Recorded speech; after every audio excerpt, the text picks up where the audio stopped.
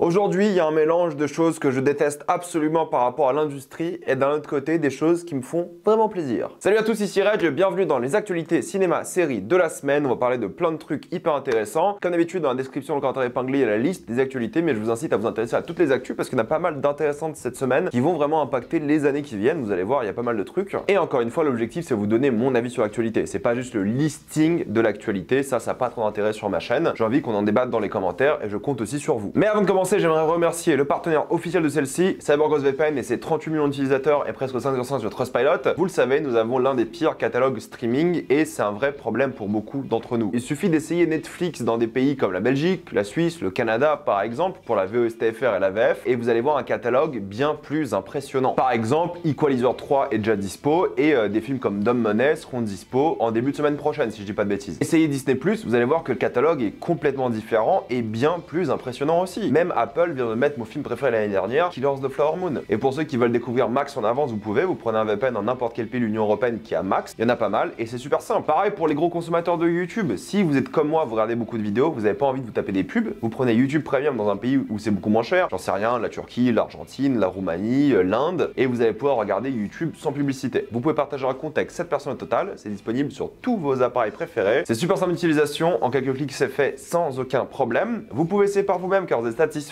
ou remboursé sous 45 jours et vous avez une assistance technique en français 24h7. Utilisez le lien dans la description, dans le commentaire épinglé afin de vous abonner à CyberGhostVPN et bénéficier de 4 mois gratuits plus 83% de réduction. Foncez sur l'offre. J'ai envie de commencer léger avec deux bandes annonces. La première, c'est du film Abigail, qui est une sorte de film d'horreur avec des enfants vampires. Ça n'a pas l'air d'être le film le mieux mis en scène de l'histoire, mais le concept d'enfants vampires et l'ambiance ont l'air plutôt réussis. Ça sortira en mois d'avril et ça a l'air pas mal du tout. C'est un film d'horreur qui peut être sympa. Là où de l'autre côté, la bande annonce de Back to Black, donc le biopic sur Amy Winehouse, ne m'intéresse pas tant que ça. Un titre de comparaison très simple, dans quelques semaines sort le biopic sur Bob Marley. Le biopic sur Bob Marley, quand tu regardes la bande annonce, c'est pas Bob Marley qui t'intéresse en soi. C'est plutôt le côté politique, plus que la musique, c'est l'impact de la musique. Là où le biopic sur Amy Winehouse, on dirait juste un biopic classique qui va juste raconter les hauts faits de sa vie en mode listing et va pas nous intéresser plus que ça. C'est ce que je pense pour l'instant avec la bande annonce, mais ça me donne pas spécialement envie. Là où Bob Marley, pour le coup, je suis pas mal curieux. On en parlera évidemment en critique. C'est un grand jour pour les fans de zombies car la suite au plus grand film de zombies de tous les temps, entre guillemets, à débattre en fonction du terme zombie, 28 jours plus tard aura donc une suite qui s'appellera 28 ans plus tard. Ils auraient pu faire moi, mais ils ont décidé de pas le faire. Danny Boyle sera de retour à la réal. J'adore Danny Boyle, donc j'ai grave hâte. Et surtout, Alex Garland sera au retour au scénario. Le gars s'est surtout fait une carrière de metteur en scène récemment, mais il sera de retour au script. Et peut-être, qui sait, un retour de Cillian Murphy. On n'en sait rien. Mais pour l'instant, le film se fera. C'est sûr, le scénario est en train d'être écrit et l'équipe va se former bientôt. En toute sincérité, je pense que 28 jours plus tard est le plus grand film de zombies de tous les temps. Si vous l'avez pas vu, vous aimez le genre, vous devez le voir. Et si vous aimez les films d'horreur ou les films post-apocalyptiques, c'est une pépite. William Dafoe a récemment dit que les gens qui vont au cinéma sont plus prêts à regarder des choses étranges que les gens qui restent à la maison regarder des films. Il part du principe que les gens qui regardent des films à la maison, ils sont plus dans l'optique de regarder quelque chose de stupide à la télé plutôt que les gens qui se déplacent en salle. Je sais pas si je suis spécialement d'accord parce que je suis quelqu'un qui aime bien les films, donc je vais en voir plein, peu importe si c'est à la maison ou au cinéma, mais peut-être qu'il a raison. Peut-être que les gens qui regardent des films à la maison, ils regardent des films tout simplement pour regarder quelque chose de bête et passer le temps. Pour beaucoup de personnes, le cinéma c'est un divertissement. Pour moi aussi évidemment, hein. Mais quand je dis divertissement, c'est qu'ils veulent pas se prendre la tête entre guillemets. Ils veulent regarder un truc simple à regarder, ce qui est toujours un petit peu dommage, sans que juger ces personnes-là, elles font ce qu'elles veulent, elles sont juste généralement pas autant intéressants dans le monde du cinéma et c'est ok. Mais quelqu'un comme lui qui parle d'une audience générale, grand public, pas sûr que le grand public aille voir Pauvre Créature par exemple, moi je vais en parler évidemment sur la chaîne en critique, mais c'est intéressant de voir son point de vue en se disant bah oui, au cinéma c'est plus challengeant entre guillemets, t'es plus poussé à regarder des choses qui sont intéressantes qu'à la maison où tu vas scroller sur une plateforme de streaming et tu vas rien regarder d'intéressant du tout. Et je pense pas qu'il y ait des statistiques sur ça, je pense pas qu'il y ait des études, j'ai pas envie de donner mon avis sur la situation, mais je pense qu'en effet les gens qui regardent des films et qui aiment bien ça vont regarder des films intéressants à la maison ou au cinéma, et les gens qui aiment pas les films de manière générale vont pas le faire, que ce soit au cinéma ou à la maison. Mais je pense qu'il y a plus de chances de tomber sur une pépite au cinéma qu'à la maison. Et encore, je suis même pas sûr. Donc franchement, je suis pas totalement d'accord, mais je peux pas non plus prouver que je suis pas d'accord ou pas avec lui avec des vrais faits ou des vraies statistiques. Le prochain film de Guy Ritchie, Ungentlemanly Warfare, sortira en avril, mais on n'a pas de date pour la France. C'est le film avec évidemment Henry Cavill. Pas d'annonce plus que ça sur quand va sortir ce film. On n'a pas de bande-annonce, on n'a pas d'image officielle non plus, mais ça devrait sortir bientôt. J'espère qu'il sortira en salle. J'en ai marre des films de Guy Ritchie qui sortent en streaming. Moi, ça me motive moins d'aller la regarder parce que je sais que si un film de Guy Ritchie en salle, je vais me déplacer. Si c'est à la maison, pour moi, qui sont en streaming, ça prouve qu'il est pas si bien que ça pour la salle. C'est con comme attitude, mais depuis le Covid, c'est un peu comme ça qu'on voit les choses aussi. Un film Chuck va se faire. J'adore Chuck, c'est l'une de mes séries préférées de cœur, pas forcément de manière objective, mais de cœur, c'est l'une de mes séries préférées. Zachary Levi est un peu particulier parti en couille récemment, on est d'accord. Mais l'idée de voir un film Chuck pourrait être intéressante. Est-ce que c'est nécessaire? Est-ce que j'en ai besoin? Aujourd'hui, je dirais que non. Il y en a plein qui aiment pas la fin de Chuck.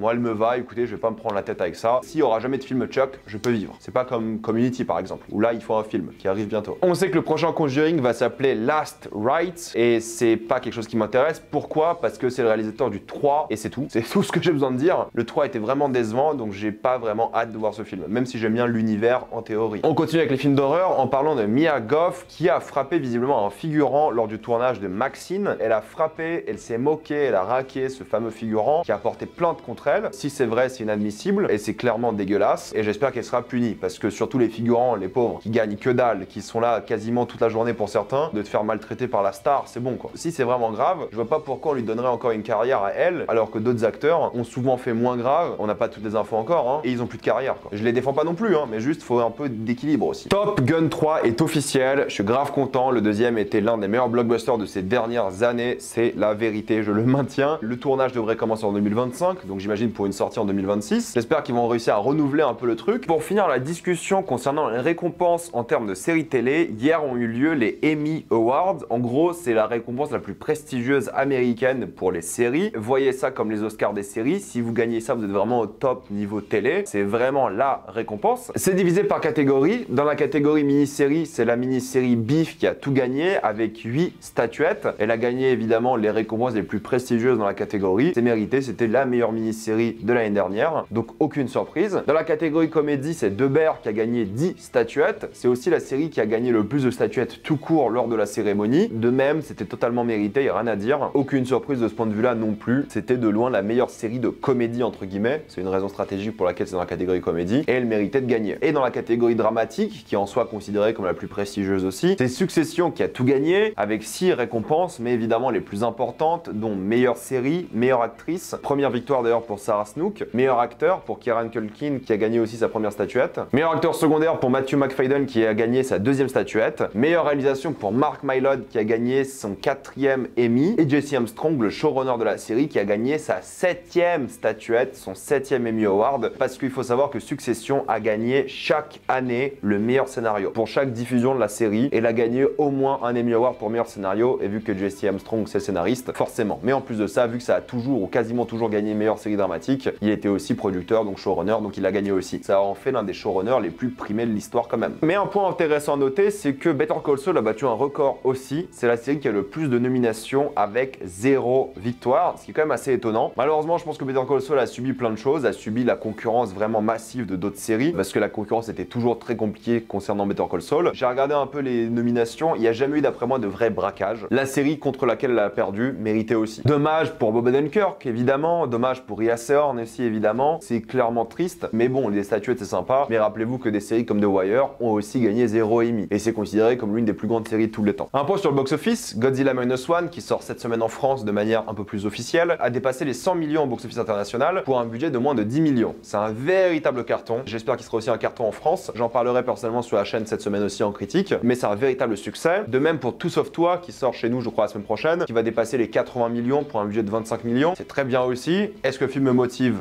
Non, mais peut-être ça va motiver les cinémas à ressortir des comédies romantiques. Et pour le coup, c'est Disney qui bide avec Wish, qui a dépassé les 200 millions au box-office pour un budget de 200 millions. Donc c'est un énorme bid, mérité parce que le film est pas fou, et c'était l'une des pires manières pour célébrer les 100 ans de Disney. Donc j'ai envie de dire, chef. Mais Disney n'en a pas marre de faire des flops, c'est pour ça qu'ils ont annulé, entre guillemets encore une fois, parce que peut-être ça se fera plus tard, la saison 4 de Mandalorian, pour en faire un film. Donc un film de Mandalorian et Grogu commencera son tournage en fin d'année, ou cette année, peu importe, pour sortir, j'imagine, l'année d'après, ou l'année encore d'après. J'ai envie de poser une question, qui a envie, sérieusement, de voir un film Mandalorian et Grogu? Peut-être vous, les cinéphiles, les fans de Disney, très bien, mais réfléchissez dans la vraie vie, dans le vrai monde. Qui va voir de Mandalorian et Grogu? C'est Jon Favreau qui va réaliser, c'est un peu un red flag, non pas que c'est un yes man, mais un peu quand même. Je doute pas que le film peut être sympa, je doute pas qu'il peut être qualitatif, mais déjà les gens n'ont pas vu la saison 3 de Mandalorian. Les gens n'ont plus rien à faire de cette série, les gens n'ont plus rien à faire de Star Wars. D'où tu fais un film Mandalorian et Grogu? Et pour ceux qui se disent, non mais il y a un film sur le Mandoverse qui est prévu, il est encore prévu ce film. Donc là ils font Mandalorian et Grogu, et ensuite ils vont faire le Mandoverse. Pourquoi est-ce qu'ils vont faire le Mandoverse? C'est que Ahsoka saison 2 a été officialisée. Donc ils vont faire un film de conclusion de toutes les séries Disney+, plus le film Mandalorian et Grogu. On est où là? Quand Mandalorian et Grogu va faire 300 millions au box-office, ça va peut-être un peu plus parce que quand même Grogu il est mignon et le marketing est fort. Quand il va faire 300 millions au box-office, ou 350, ils vont voir le score de merde parce qu'ils vont mettre 250 millions de budget dedans, le Mandoverse, croyez-moi qu'ils vont hésiter. Parce que la culmination de plusieurs films, ok, la culmination de plusieurs séries de merde, en moyenne de la merde, parce qu'il y a des fulgurances, très bien. Quelle idée! À moins vraiment que le marketing soit exceptionnel, qu'ils arrivent à pousser le grand public qui en a plus rien à battre de Star Wars en salle, je ne vois pas comment ça peut marcher. Il y aura plein de séries Star Wars entre temps en plus, encore plus de confusion, plus de trucs, oh là là. Et vous le voyez, il suffit qu'ils sortent deux Marvels où il fallait regarder plusieurs séries, plusieurs films, et d'un coup, plus personne va aller voir ces films. Peut-être Disney, ils sont à des années-lumière, sans mauvais jeu de mots, de ma capacité à réfléchir, mais j'ai pas envie de voir ce film. Pourtant, j'aime Star Wars, j'aime la qualité chez Star Wars, mais tu fais un film d'une série qui était bien, et d'une série que les gens regardent. Honnêtement, Mandalorian 3, c'était un non-événement, quoi. La 1, ok, la 2, ok, la 3, balèque. Tout le monde s'en fout. Et ils font un film à partir de ça. Déjà que le Mandoverse, c'est une mauvaise idée. Alors là, un film entre les deux, et peut-être qu'il y aura une saison 4 après Mandalorian, parce qu'apparemment la saison 4 est écrite, mais ils vont la transformer en film, et puis, Disney font n'importe quoi avec Star Wars. Et avec Marvel aussi, d'ailleurs. C'est ridicule. D'ailleurs, un truc assez rigolo, c'est que Benioff et Weiss ont récemment annoncé que leur film Star Wars a été annulé, car ils voulaient faire le premier Jedi. Ils voulaient vraiment raconter l'histoire des premiers Jedi et tout, donc ça allait être quelque chose d'assez intéressant. Disney a refusé. Annuler le film de Benioff et Weiss. Benioff et Weiss, pour rappel, c'est les créateurs de Game of Thrones. Et vous pouvez dire ce que vous voulez sur la fin de Game of Thrones, très bien, peu importe. Mais ils ont quand même porté une série en adaptation pendant 8 saisons, qui est devenue un phénomène planétaire par la qualité aussi de leur talent. Donc ok, la fin très bien, mais quand même, c'est pas des no-name, mais du coup ils vont pas le faire. Disney a annulé leur film. Et ce qui est rigolo, c'est que James Mangold, lui, va faire un film sur les premiers Jedi. Ça a été annoncé il y a un an déjà, je crois, ou en début d'année, peu importe. C'est quand même fascinant. C'est à mourir de rire. Donc Disney, concentrez-vous, bordel. Et pour continuer de parler d'eux, mais cette fois à côté du MCU, Pedro Pascal visiblement ne jouera plus dans le film de Zach Cregger. Pourquoi? Parce qu'il a décidé de faire de la place dans son agenda pour jouer dans un autre film. La rumeur, c'est qu'en effet, il jouera dans le film Les 4 Fantastiques, qui devra commencer son tournage cette année. Tournage en fin d'année, alors que le film sort en mai. Croyez-moi que ce film sortira pas en mai. Vous pouvez enregistrer ce passage, on en parlera plus tard. Sauf si le tournage commence demain, mais c'est impossible. Et même s'il commence demain, c'est limite. Donc je suis déçu parce que quand même, il a pris un réalisateur qui a fait de l'horreur, où il aurait pu être vraiment intéressant. Et en vrai, Pedro Pascal, je l'aime bien, mais il a pas encore une carrière de cinéma, c'est la vérité. En tout cas, il s'est prouvé dans des blockbusters, des choses comme ça. Mais en termes de rôle principal, dramatique ou horrifique, par exemple, parce que les deux peuvent être bien liés, il s'est pas encore prouvé. Dans des séries et tout, il est excellent, j'ai rien à dire. Mais c'est vrai que là, dans le monde du cinéma, c'est pas le même médium, ça aurait été intéressant de le voir. Qu'il fasse les 4 Fantastiques, tant mieux, sa carrière, son chèque, peu importe, c'est un bon acteur. Je suis personnellement, en tant que fan de cinéma, un peu déçu. Mais je le juge pas, quoi. Parce que dans le film Marvel, et c'est Robert Downey Jr. qui vous le dira, tu ne peux pas jouer. Il a dit qu'il a donné l'une de ses meilleures performances en tant qu'Iron Man de sa carrière. Et oui, si tu prends sa carrière, peut-être Iron Man est genre 6ème dans son top performance. Je vais pas vous faire la liste ici. 6ème ou 5ème, peu importe. Mais oui, c'est vrai que peut-être ça a été un peu snobé. Je parle pas en termes de récompense, mais le fait que c'était un film de super-héros, ça a un peu snobé son acting. Je suis d'accord sur le fait qu'il y a de très bons acteurs qui sont un petit peu snobés par rapport à ça. Robert est peut-être le meilleur acteur du MCU pour l'instant. Il était bon, mais quand je pense à Robert Downey Jr. à Iron Man, j'ai aucune performance où je me dis waouh, quelle scène, quel moment, quel film. Il a toujours porté les films par son acting, mais il m'a jamais impressionné en termes d'acting. Vous voyez ce que je veux dire? Quand je vois d'autres de ses films, Chaplin, Tonnerre sur les tropiques, Oppenheimer, là oui, là le gars a du talent. Mais c'est vrai que dans le MCU m'a jamais marqué en tant qu'acting en soi, même si c'est lui, son charisme, qui portait le truc. Reparlons de choses où Disney n'a pas beaucoup de contrôle. Avatar 4 va commencer son tournage cette année. Ils ont déjà tourné un tiers du film, mais vu que les acteurs adolescents ont grandi, il fallait un timelapse, et du coup il fallait qu'ils grandissent pour qu'ils retournent d'autres séquences plus tard. Donc il y aura un timelapse de plusieurs années, ou une ellipse, peu importe, dans Avatar 4. On le sait parce que James Cameron, il spoil tous ses films, et ça je respecte. Mais surtout ce qui est intéressant, et pour rappel, c'est que le film sort en 2029, et le 5ème évidemment en 2031. Mais bref, ça va être incroyable, j'y crois. La série Alien oubliera Prometheus et Covenant, et je suis un petit peu déçu. Non pas que j'aime Prometheus, j'aime bien Covenant. Apparemment Ridley Scott a dit ok, pas de souci. Mais le problème que j'ai avec ça, c'est qu'ils vont refaire un retour aux bases. La série sera entre Alien et Aliens, et du coup ça serait une série qui va repartir aux bases du xénomorphe sans le côté arme biologique. Mais le côté arme biologique du xénomorphe était jamais un problème pour moi. Ça a jamais désacralisé le truc, ça a jamais été quelque chose que je trouvais grave. Moi le problème que j'ai avec Prometheus, c'est la qualité du film, et Covenant, je défends. Cette volonté de toujours de backtrack, de revenir sur des erreurs du passé, je trouve ça un peu dommage quoi. Il y a certains trucs, ok je comprends, mais les enlever potentiellement du canon, les repartir à un style rétro-futuriste, ça ok c'est stylé. Parce que oui, la technologie des films d'après était un peu différente quoi, on est d'accord. Mais en vrai, à moins vraiment qu'ils changent beaucoup de choses dans la série, je vois pas pourquoi t'enlèves le canon, c'est pas si important que ça. Après si la série est bien et du coup les films d'après empêchaient que la série soit bien,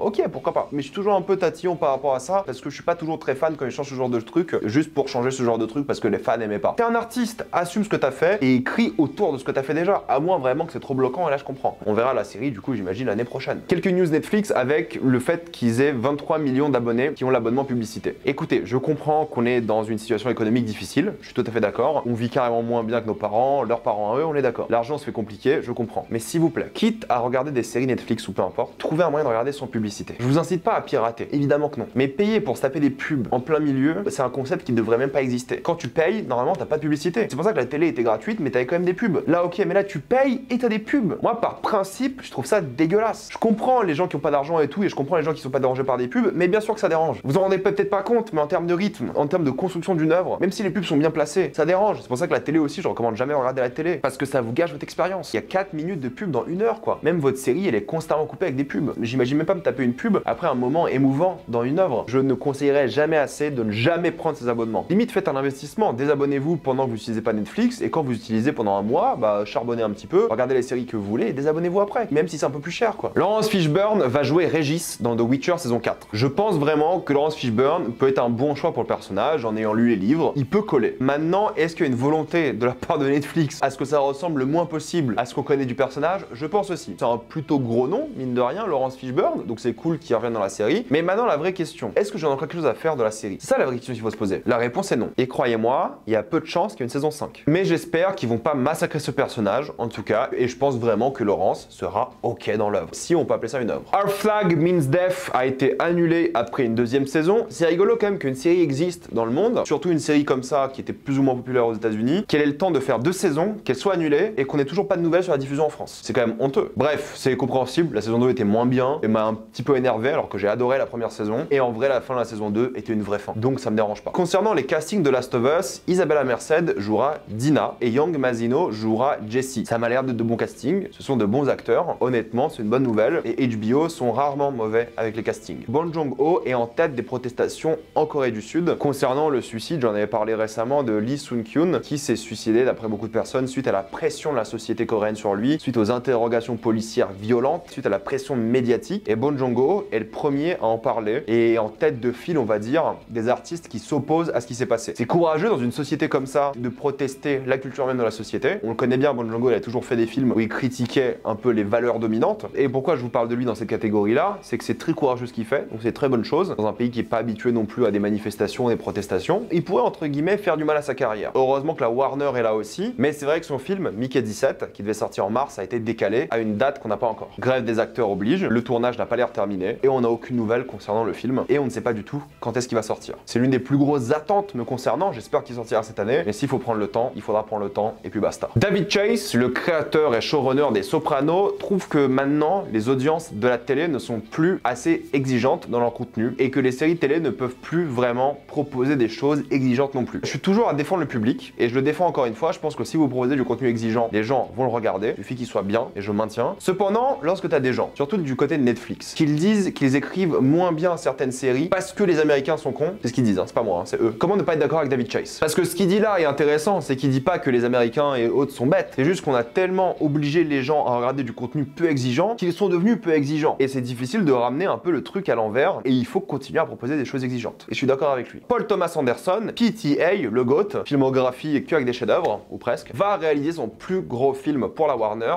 un budget de 100 millions avec Leonardo DiCaprio, Regina Hall et Sean Penn. Ça sera son film le plus commercial et franchement la connexion PTA-DiCaprio, ça peut être très très bien. Donc j'ai hâte de voir ce que ça va donner. Le côté commercial me fait un petit peu peur parce qu'il a toujours fait des films un peu de niche entre guillemets. C'est pas des monstres du box-office hein, ces films, mais si le film est bien et qu'il lui donne un budget colossal comme ça, comment ne pas être content de voir un gars comme lui avec de l'argent infini presque sur ce genre de film. Après DiCaprio va toujours prendre genre 40 millions c'est sûr, mais j'ai trop hâte de voir ce film. Tom Cruise va continuer de bosser avec la Paramount et tout, mais il va surtout se concentrer sur un accord avec la Warner. Il a signé un gros contrat avec la Warner pour justement développer des films avec eux. Ça peut être de nouvelles licences, ça peut être des suites comme Edge of Tomorrow, ils veulent continuer Edge of Tomorrow par exemple, mais ils ont fait un gros accord pour que Tom Cruise soit un peu le visage, entre guillemets, hein, des nouvelles licences de la Warner. Il aura sans doute un rôle d'acteur, parfois de producteur, mais c'est un gros contrat qui va avoir un impact, je pense, sur l'industrie, parce qu'avoir une célébrité comme Tom Cruise derrière tes films, dans ta boîte, c'est quelque chose de sérieux. C'est potentiellement la dernière grande star aujourd'hui. J'en ferai une vidéo à ce sujet-là si vous voulez, et c'est pas rien. Voilà, mettez-moi dans les commentaires ce que vous pensez de toutes ces actualités. Êtes-vous d'accord, pas d'accord, j'ai envie d'avoir votre avis. Comme d'habitude, pensez à vous abonner à la chaîne pour plus de vidéos. Mettez un j'aime, ça aide beaucoup la chaîne. Suivez-moi sur tous mes réseaux pour plus de débats, critiques, actualités et concours. court. Et avant de quitter cette vidéo, pensez à utiliser le lien dans la description en encore un épinglé afin de débloquer toutes les plateformes de streaming que vous voulez en toute accessibilité et sécurité. Tout ça pour 2,03€ par mois plus 4 mois gratuits. Foncez sur l'offre. Et moi je vous dis à la prochaine fois. Salut à tous.